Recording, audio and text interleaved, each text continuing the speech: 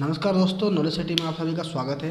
दोस्तों आज हम लोग सिंप्लीफिकेशन या सरलीकरण का पार्ट 4 करने वाले हैं। इससे पहले के सभी पार्ट प्लेलिस्ट आप जाकर देख सकते हैं। अगर आपने पार्ट 1, पार्ट 2 और पार्ट 3 वीडियो नहीं देखा है तो सबसे पहले आप वही वीडियो जाकर के देख लीजिए, ताकि ये वीडियो आपको अच्छे से समझ में आ जाए, क्योंकि अगर आप बीच से देखेंगे तो आपको समझ में नहीं आएगा। चलिए फटाफट आप लोग वीडियो को लाइक कर दीजिए और हम लोग आज का क्लास स्टार्ट करते हैं। तो आज का पहला क्वेश्चन आपके स्क्रीन पे देख सकते हैं। क्या कह रहा है? कुछ व्यक्तियों ने मिलकर बराबर बराबर धन देकर 3 लाख रुपए एकत्र करने की योजना बनाई। यदि प्रत्येक 50 रुपये और अधिक देता, मतलब पहले से 50 रुपया और अधिक देता, तो यह कुल धन 3.25 लाख रुपया हो जाता, मतलब 3,25,000 रुपये हो जाता। ये कुल व्यक्ति कितने थे ये पूछा जा रहा है। कहने का मतलब है कितने व्यक्ति दान दे रहे हैं, ये व्यक्तियों की संख्या आपको निकालनी है। तो चलिए हम लोग क्या करते हैं, इस क्वेश्चन में व्यक्तियों की संख्या निकालना है। व्यक्तियों की संख्या हम लोग मान लेते हैं x, ठीक है, और प्रति व्यक्ति द्वारा दिया गया दान को मान लेते हैं y। इसको हम लोग लिख लेते हैं।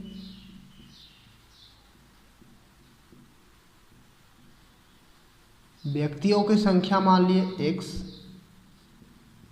और प्रति व्यक्ति दान मान लेते हैं y। प्रति व्यक्ति दान y। तब क्या होगा, जितना व्यक्ति दान देगा और जितना रुपया प्रति व्यक्ति दान देगा, इन दोनों का गुणनफल क्या हो जाएगा? कुल दान हो जाएगा। तब कुल दान बराबर क्या हो जाएगा? ये हो जाएगा x इंटू वाई या xy, ये हो सकता है। यहाँ तक किसी को कोई दिक्कत नहीं है, ठीक है। और हम लोगों को क्वेश्चन में क्या दिया हुआ है, आप क्वेश्चन के अनुसार चलते हैं। हम लोगों को क्वेश्चन दिया हुआ है xy = 3 लाख, मतलब शुरुआत में ही क्वेश्चन में दिया हुआ है कि 3 लाख रुपया जमा करता है या योजना बनाता है। अब क्वेश्चन में क्या कह रहा है कि यदि प्रति व्यक्ति 50 रुपया और अधिक देता तो कुल धन कितना हो जाता? 3,25,000।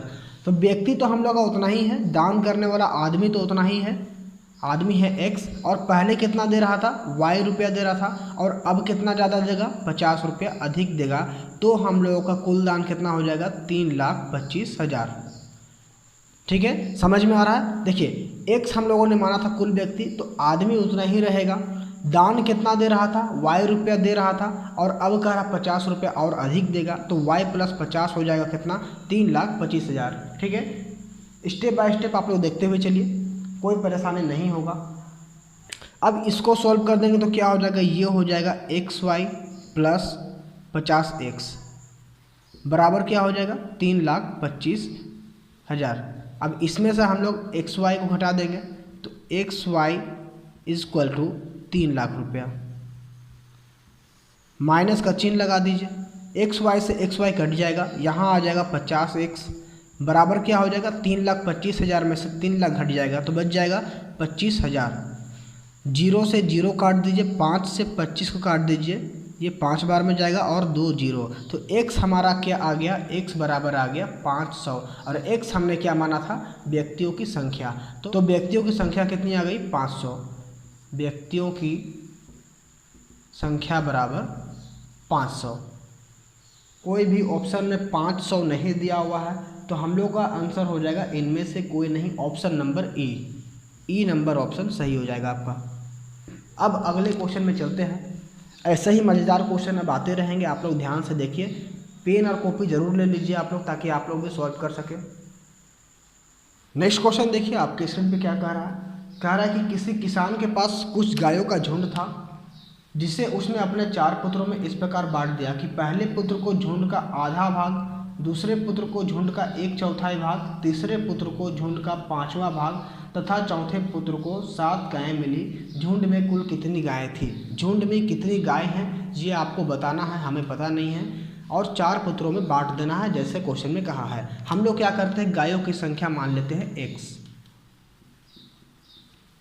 गायों की संख्या बराबर हमने मान लिया x, और 4 पुत्रों में बांट देना है। ये पहला पुत्र हो गया, ये दूसरा, ये तीसरा और ये चौथा पुत्र। ये चारों पुत्रों में सभी गायों को बांट देना है। तो क्या कह रहा है क्वेश्चन में? पहला पुत्र को जो मिलेगा वो झुंड का 1/2 भाग मिलेगा या झुंड का आधा भाग मिलेगा। तो हम लोग का झुंड कितना है? 1 से, और आधा भाग क्या हो जाएगा? x/2 हो जाएगा। ठीक है। दूसरे पुत्र को झुंड का 1/4 भाग या 1/4 भाग मिल रहा है तो x/4 हो जाएगा। और तीसरे पुत्र को क्या हो रहा है कि 1/5वां भाग मिल रहा है या x/5 भाग मिल रहा है। और चौथे पुत्र को संख्या में दिया हुआ है कि उसे 7 गाय मिल रहा है। ठीक है, यहाँ तक किसी को कोई दिक्कत नहीं है। अब देखिए, जब इन सभी को जोड़ देंगे तब क्या हो जाएगा, हम लोग का कुल गायों का संख्या आ जाएगा। मतलब कुल गाय हम लोग माने कितना है, x। यहाँ मैं एक स्टेप कम कर रहा हूँ, आप चाहे तो एक स्टेप बढ़ा सकते हैं। अब क्या होगा, अब हम लोग सभी नीचे वाले संख्या का लेंगे एलसीएम। 7 के नीचे कुछ नहीं है, मतलब 1 है। तो क्या होगा, 2, 4 और 5 का एलसीएम कितना हो जाएगा, 20 हो जाएगा। नीचे में आ जाएगा 20। अब देखिए, नीचे वाला संख्या को एलसीएम में भाग देंगे, जो भी आएगा उसको ऊपर वाले से गुना करते हैं। तो क्या होगा, 2 से भाग देंगे 20 को, 10 बार में जाएगा और 10 गुना x क्या हो जाएगा, 10x हो जाएगा। प्लस का साइन है बीच में। 4 से भाग दीजिए 20 को, 5 बार में जाएगा, 5 गुना x क्या हो जाएगा, 5x हो जाएगा। प्लस 5 चौके 20 होता है और 4 गुना x क्या होगा, 4x। प्लस 1 है नीचे में तो 1 से 20 को भाग दीजिए, 20 बार में जाएगा और 20 गुना 7 कितना हो जाएगा, 140 हो जाएगा। और बराबर में क्या है, x। यहाँ तक किसी को समझने में कोई दिक्कत नहीं होना चाहिए। अब क्या होगा, इन सभी x को हम लोग जोड़ देंगे और 20 और x क्या होगा, तिरछा गुना हो जाएगा। तो यहाँ पर क्या बचेगा, 10 और 5 15, 15 और 4 19x और प्लस में दिया है 140 बराबर क्या हो जाएगा, 20 इधर जाके हो जाएगा 20x। ठीक, x वाले को एक तरफ कर देंगे, संख्या को एक तरफ कर देंगे, यहाँ रह जाएगा 140 बराबर में क्या होगा, 20x माइनस का 19x, या कह सकते हैं कि x बराबर हो जाएगा 140। यही आपका हो गया आंसर। तो आपका ऑप्शन नंबर बी इस क्वेश्चन के लिए बिल्कुल सही हो जाएगा। चलते हैं हम लोग नेक्स्ट क्वेश्चन की तरफ। नेक्स्ट क्वेश्चन में कहता है कि वस्तुनिष्ठ प्रश्नों के एक प्रश्न पत्र में कुल 90 प्रश्न हैं। प्रत्येक ठीक उत्तर के लिए 5 अंक दिए जाते हैं और प्रत्येक त्रुटिपूर्ण उत्तर के लिए 2 अंक काट लिए जाते हैं। सारे प्रश्नों के उत्तर देने वाले एक छात्र को कुल 387 अंक मिले। उसके कुल उत्तर त्रुटिपूर्ण थे। कितने त्रुटिपूर्ण उत्तर थे ये आपको निकालना है। समझ में आ रहा है? 90 प्रश्नों का एक सेट है जिसमें से 5 अंक मिलता है सही करने के और 2 अंक काट लिया जाता है गलत करने पे। एक छात्र है जिसको कुल अंक मिलता है 387। तो बताइए उसने कितने क्वेश्चन गलत किए। तो देखिए हम लोग क्या करते हैं, मान लेते हैं कि गलत प्रश्नों की संख्या x है। ठीक है, माना गलत प्रश्न बराबर कितना हो जाएगा, x हो जाएगा। और कुल क्वेश्चन कितने हैं, 90 हैं। तो 90 में से गलत माइनस कर देंगे तो बचेगा क्या, सही बच जाएगा। तो सही प्रश्न कितना हो जाएगा, 90 माइनस x। सही प्रश्न बराबर 90 माइनस x। और क्वेश्चन में दिया हुआ है कि सभी प्रश्नों का उत्तर करने के लिए एक छात्र को कितना नंबर मिल रहा है, 387। इसका मतलब है कि सही वाले में से गलत वाले को माइनस करेंगे तब 387 नंबर मिलेगा। और सही प्रश्न कितना है हम लोग का, 90 माइनस x है। तो 90 माइनस x, इसमें से माइनस कर देंगे गलत वाला तो क्या हो जाएगा, 387 नंबर मिलेगा। लेकिन एक बात ध्यान दीजिए कि सही प्रश्न के लिए कितना नंबर मिलता है, 5 नंबर मिलता है। तो ये सही प्रश्न में 5 से गुना हो जाएगा। और गलत के लिए कितना मिलता है, माइनस का 2, तो माइनस 2 से गुना हो जाएगा। तब जाकर के हम लोग को 387 नंबर मिलेगा। अब इसको गुना करा दीजिए, 5 गुना 90 क्या हो जाएगा, 450। और माइनस से 5 गुना x क्या हो जाएगा, 5x। माइनस में 2x यहाँ पे दिया हुआ है। ठीक, और इधर क्या है, 387। अब क्या होगा, 450 और माइनस क्या होगा, जुड़ जाएगा। लेकिन साइन क्या रहेगा, माइनस का ही रहेगा। तो 5x और माइनस 2x, माइनस का 7x हो जाएगा। और माइनस का 7x बराबर के इस साइड से आ जाएगा तो प्लस का 7x हो जाएगा। और ये 387 को हम लोग इधर ले आएंगे। या हम लोग एक स्टेप बढ़ा देते हैं, चलिए आप लोग के लिए। 450 माइनस में ये वाला 387 इधर आ जाएगा, 387 हो गया। और बराबर के इस साइड क्या होगा, minus 5x minus 2x, minus का 7x हो गया। इधर जाके प्लस का 7x बन जाएगा। अब इसको माइनस कर दीजिए, 10 में से 7 गया तो 3, और 14 में से 8 गया तो 6। यहाँ 3 बचा, 3 से 3 जाएगा, ख़त्म हो जाएगा। इधर क्या बच गया, 7x। 7 से 63 काट दीजिए, कितना जाएगा, 9 बार में चला जाएगा। तो x हमारा क्या हो गया, 9 हो गया। और x हमने क्या माना था, गलत प्रश्नों की संख्या माना था x। और क्वेश्चन में भी यही पूछा गया है। कि त्रुटिपूर्ण उत्तर कितने थे, तो त्रुटिपूर्ण उत्तर हो जाएगा हम लोगों का 9। ऑप्शन नंबर ए में दिखाई दे रहा है 9, तो ऑप्शन नंबर ए इस क्वेश्चन के लिए सही हो जाएगा। समझ में आया? और जिसको समझ में नहीं आया हो वीडियो को एक बार पीछे करके देख लीजिए, आपको समझ में आ जाएगा। बहुत ज़्यादा परेशान करने वाला ये क्वेश्चन नहीं था। नेक्स्ट क्वेश्चन में चलते हैं। अगला क्वेश्चन देखिए स्क्रीन पर क्या कह रहा है। एक रस्सी की लंबाई 120 मीटर मापने के बाद ज्ञात हुआ कि मीटर की छड़ी 3 सेंटीमीटर अधिक लंबी है। रस्सी की सही लंबाई क्या है या कितनी है, ये आपको निकालना है। रस्सी कितना मापता है, 120 मीटर माप लेता है। इसके बाद पता लगता है कि जो छड़ी है जिससे मापा जाता है उसकी लंबाई 3 सेंटीमीटर अधिक है। ठीक है, तो हम लोग क्या करेंगे, रस्सी की लंबाई निकाल लेते हैं। तो आप लोग ये बताइए कि 120 मीटर मापने के लिए मीटर की छड़ी से कितना बार मापा जाएगा। आप कहेंगे 120 बार, क्योंकि 120 बार मापेंगे तभी जाके वो 120 मीटर बनेगा 1 मीटर की छड़ी से। और 1 मीटर की छड़ी में कितना सेंटीमीटर होता है, तो 100 सेंटीमीटर होता है। ये बात भी आपको पता होगा। तो हम लोग इसको गुना कर देते हैं, सेंटीमीटर में निकालेंगे, क्योंकि आगे आपका जो दिया हुआ है वो दिया है कि 1 मीटर में 3 सेंटीमीटर अधिक है वो छड़ी। तो ये सेंटीमीटर में, तो इसको भी हम लोग सेंटीमीटर में निकालेंगे। तो अभी का लंबाई क्या हो जाएगा, 120 बार मापता है और 1 मीटर में होता है 100 सेंटीमीटर। तो क्या आ जाएगा, ये हो जाएगा 12,000 सेंटीमीटर जो अभी मापा गया है। ठीक है, तो 12,000 सेंटीमीटर हो जाएगा, जिससे कि सही माना गया। सबको पता था कि ये सही स्टिक है भैया, ये आप मापेंगे तो 120 मीटर होगा, 12,000 सेंटीमीटर होगा। बाद में क्या पता चलता है कि 3 सेंटीमीटर अधिक है और माप कितना बढ़ रहा है, 120 बार माप रहा है, हर बार क्या जा रहा है, 3 सेंटीमीटर अधिक चल जा रहा है। तो 120 गुना 3 क्या हो जाएगा, 360 हो जाएगा सेंटीमीटर में। इतना क्या हुआ कि ज़्यादा चला गया, तो इन दोनों को हम लोग क्या करेंगे, जोड़ देंगे। तो अभी जो मापा गया रस्सी है उसकी लंबाई आ जाएगी। तो क्या हो जाएगा, 12,360 सेंटीमीटर मापा गया रस्सी है।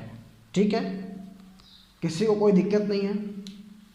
फिर से समझिए क्या हो रहा है, 120 मीटर मापना है तो 1 मीटर का छड़ी से कितना बार मापेंगे, 120 बार। और 1 मीटर का छड़ी में कितना सेंटीमीटर होता है, 100 सेंटीमीटर होता है। तो हम लोग सेंटीमीटर में इसको निकालेंगे तो क्या होगा, 120 गुना 100 हो जाएगा। ये हो गया 12,000 सेंटीमीटर। और हर बार कितना सेंटीमीटर अधिक जा रहा है, 1 मीटर में 3 सेंटीमीटर अधिक है। तो 120 बार मापा गया, 3 सेंटीमीटर हर बार अधिक गया, तो 360 सेंटीमीटर हो गया। रस्सी का वर्तमान लंबाई कितना हो जाएगा, 12,360 सेंटीमीटर। अब देखिए कौन सा ऑप्शन आपका है, तो ऑप्शन में देखिए आपको मीटर में दिया हुआ है। उसको हम लोग क्या करेंगे, 100 से कर देंगे भाग। और जब 100 से भाग करेंगे तो 2 अंक के बाद लग जाएगा 0। ठीक है, इसका मतलब क्या होगा, 123 मीटर और बच गया कितना, 60 सेंटीमीटर। 60 सेंटीमीटर ये आपका सही आंसर हो जाएगा। तो ऐसा कौन सा ऑप्शन दिखाई दे रहा है, ऐसा ऑप्शन दिखाई दे रहा है ऑप्शन नंबर डी, जिसमें दिया हुआ है 123 मीटर और 60 सेंटीमीटर। ये आपका सही हो जाएगा। नेक्स्ट क्वेश्चन में चलते हैं। तो अगले क्वेश्चन में देखिए क्या कर रहा है, एक छात्र ने किसी पुस्तक का 3/8 भाग एक दिन में तथा शेष का 4/5 भाग दूसरे दिन पढ़ा। यदि इस पुस्तक में शेष 30 पृष्ठ बिना पढ़े शेष हो तो पुस्तक में कुल पृष्ठों की संख्या कितनी होगी, ये आपको निकालना है। ठीक है, तो ऐसा क्वेश्चन जब भी दिया रहे तो आप लोग कैसे बनाएंगे, देखिए इजीली 10 सेकेंड में आपका आंसर आ जाएगा। 1 गुना शेष का कितना पढ़ रहा है, पहले पढ़ रहा है 3/8 भाग, तो हम लोग क्या करेंगे 1 माइनस 3/8 कर देंगे। ठीक है, आपको बार बार मेहनत करने की जरूरत नहीं पड़ेगा। अब शेष का कह रहा है तो फिर से क्या करेंगे, 1 माइनस अगला कितना पढ़ रहा है, 4/5 भाग पढ़ रहा है। और लास्ट में कितना पृष्ठ बच जाएगा, लास्ट में बच जाएगा 30 पृष्ठ बिना पढ़े। ठीक, इसको क्या करेंगे, 1 गुना रह गया। अब 8 है का 8 माइनस का 3 कितना हो जाएगा, 5/8 हो जाएगा। गुना का बीच में चिन्ह है, ये हो गया 5/8। गुना का चिन्ह लगा दीजिए, 5 है का 5 माइनस का 4 क्या हो जाएगा, 1/5 भाग हो जाएगा। बराबर कितना दिया, अब 5 से ये 5 कट जाएगा। अब क्या होगा, 8 गुना हो जाएगा 3 से, आपका आंसर आ जाएगा 240। तो पृष्ठों की कुल संख्या कितना हो गया, 240 हो गया। आसानी से आपका आंसर 10 सेकेंड में आ गया। ऑप्शन नंबर ए इसके लिए सही हो जाएगा। आप लोग ऑप्शन नंबर ए के साथ जा सकते हैं। जब भी रहे कि इतना पढ़ लिया या इतना दिया, इसका शेष का जब भी कहेगा तो हम लोग यहाँ पर 1 माइनस कर देंगे। चलिए नेक्स्ट क्वेश्चन देखते हैं। एक वृक्ष की ऊंचाई में प्रतिवर्ष उसकी ऊंचाई के 1/8 भाग के बराबर वृद्धि होती है। यदि अब वृक्ष की ऊंचाई 64 सेंटीमीटर हो तो 2 वर्ष बाद इसकी ऊंचाई क्या होगी। ठीक है, इस क्वेश्चन में वृद्धि कितना हो रहा है, वृद्धि हो रहा है 1/8।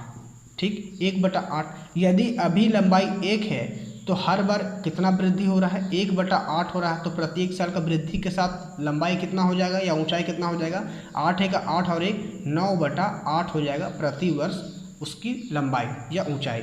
ठीक, अब क्वेश्चन में ध्यान से देखिए, क्वेश्चन में वर्तमान लंबाई दिया हुआ है 64 सेंटीमीटर और हर बार वृद्धि के साथ लंबाई कितना हो रहा है, 9/8 हो रहा है। ये 2 साल तक हो रहा है तो 9/8 गुना 9/8 कर देंगे, एक साल के लिए दूसरे साल के लिए। अब जो कटेगा इसको काट दीजिए, 8 से 64 कट जाएगा 8 बार में और ये 8 से ये 8 कट जाएगा।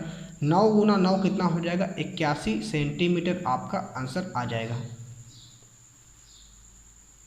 अब देखिए इस क्वेश्चन को आप दूसरे तरीके से ही बना सकते हैं। दूसरा तरीका क्या है वो भी आप समझ लीजिए। आप क्या करेंगे, 64 का 1/8 भाग पहले साल के लिए निकाल लीजिए। 8 से ये चल जाएगा 8 बार में, क्या हो जाएगा 8। 64 में 8 जोड़ दीजिए, कितना हो जाएगा 72 हो जाएगा। अब दूसरे साल के लिए भी क्या कीजिए, 1/8 भाग निकाल दीजिए। 8 से ये 72 कट जाएगा 9 बार में, 72 में 9 जोड़ दीजिए, आपका हो जाएगा 81 सेंटीमीटर। आप चाहें तो ऐसे भी निकाल सकते हैं, आपको जो भी आसान लगता है आप उस तरीके के साथ चल सकते हैं, कोई दिक्कत नहीं है। क्योंकि एग्ज़ाम में आपसे सिर्फ आंसर पूछा जाता है, तरीका नहीं पूछा जाता है। हम लोग चलते हैं नेक्स्ट क्वेश्चन में। नेक्स्ट क्वेश्चन में देखिए क्या कह रहा है, ए का भार बी के भार से 15 kg अधिक है। यदि दोनों का कुल भार 135 किलो हो तो बी का भार कितना है, ये आपको निकालना है। 2 आदमी हैं इसमें, ए और बी है। ए का भार बी से कितना अधिक है, बी से 15 किलो अधिक है। तो यदि ए का भार x है तो बी का भार कितना हो जाएगा, x + 15 हो जाएगा। ठीक है, यहाँ तक किसी को समझने में कोई दिक्कत नहीं है। अब सेकेंड लाइन में क्या कह रहा है कि दोनों का कुल भार कितना दिया हुआ है, 135 दिया हुआ है। मतलब कि जब दोनों को जोड़ देंगे हम लोग तब इसका भार कितना आ जाएगा, 135 किलो आ जाएगा। क्लियर है यहाँ तक। इसके बाद देखिए यहाँ क्या हो जाएगा, x + 15 प्लस का x बराबर 135, क्या हो जाएगा, x और x जुड़ जाएगा, यहाँ हो जाएगा 2x और ये प्लस का 15 इधर जाकर माइनस का 15 हो जाएगा। तो क्या हो जाएगा, 135 में से 15 माइनस करेंगे तो बचेगा 120। 2 से 120 काट दीजिए, x आ जाएगा आपका 60। और x हमने क्या माना था, b का भार माना था। क्वेश्चन में क्या निकालने के लिए कह रहा है, क्वेश्चन में निकालने के लिए कह रहा है b का भार। तो ये हमने जो निकाला ये b का ही भार आया है। देखिए b का ही माना था हमने x भार। समझ में आ रहा, बहुत आसान है।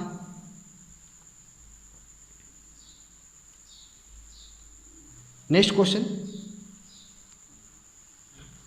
अगले क्वेश्चन में देखिए क्या कह रहा है, एक व्यक्ति अपने मासिक वेतन का 1/3 भाग कपड़ों पर खर्च करता है, शेष का 1/5 भाग खाने पर खर्च करता है और शेष का 1/4 भाग यात्रा पर खर्च करता है। इसके बाद उसके पास कितने बचते हैं, 3250 रुपया शेष रहे तो उसका मासिक वेतन कितना है, ये आपको निकाल लेना है। कुछ देर पहले ही हमने क्या किया था, शेष का वाला क्वेश्चन में कहते थे 1 से माइनस करने के लिए। हम लोग अभी भी वही काम करेंगे, 1 गुना कर दीजिए और 1 माइनस, पहले भाग में क्या कर रहा है, पहले कर रहा है 1/3 भाग। तो 1/3 भाग किस पर, कपड़े पर। शेष का फिर से हम लोग 1 माइनस करेंगे, कितना भाग है, 1/5 भाग किस पर खर्च किया है, खाने पर। शेष का हो रहा है तो फिर से 1 माइनस 1/4 भाग कर रहा है यात्रा पर। अब उसके पास कितने पैसे बच गए, 3250 रुपये बच गए। इसको सोल्व करेंगे तो उसका कुल वेतन हम लोग का प्राप्त हो जाएगा। क्या होगा, यहाँ 1 गुना लिख दीजिए, 3 का 3 माइनस का 1, 2/3 बच जाएगा। फिर गुना 5 का 5 माइनस का 1 क्या होगा, 4/5 गुना 4 का 4 माइनस का 1, 3/4 बराबर 3250 रुपया। कहने का मतलब कि वो कुल धन का 1/3 भाग क्या किया, कपड़े पर खर्च कर दिया। तो 1/3 खर्च किया तो बचा कितना, यहाँ पे 2 बच जाएगा तो 2/3 हो जाएगा। तो ये 2/3 आ गया आपका। उसी तरह 1/5 भाग खाने पर खर्च कर दे रहा है, तो बच क्या रहा है उसके पास, बच रहा है 4/5 भाग, ये 4/5 है। और 1/4 भाग जो है यात्रा पर खर्च कर रहा है, तो बचा क्या 3/4, यही 3/4 है। तो जब भी आपको शेष का दिया रहे, शेष का इतना भाग, शेष का उतना भाग दिया रहे, तो आप लोग 1 माइनस कर देंगे। अब इसको क्या करेंगे, सॉल्व करेंगे, जो कट रहा है उसको काट देंगे। ये 4 से ये 4 कट जाएगा, और क्या कटेगा, 3 से ये 3 कट जाएगा। अब क्या होगा, अब देखिए इसके नीचे कुछ नहीं है तो क्या है, 1 है, और ऊपर वाला ऊपर वाले से कट जाता है, नीचे वाला नीचे वाले से कट जाता है, तो 2 से ये कट जाएगा 1625 बार में, और 5 से ये गुना हो जाएगा, तो 5 से गुना करेंगे तो क्या होगा, देखिए ये 25 है, 5 पचे 25, हाथ में बचा 2, 2 पचे 10 और 2 12, और 16 पचे हो जाएगा 80, और 1 81, 8125 आपका आंसर हो जाएगा। तो ऑप्शन नंबर बी इस क्वेश्चन के लिए बिल्कुल सही हो जाएगा।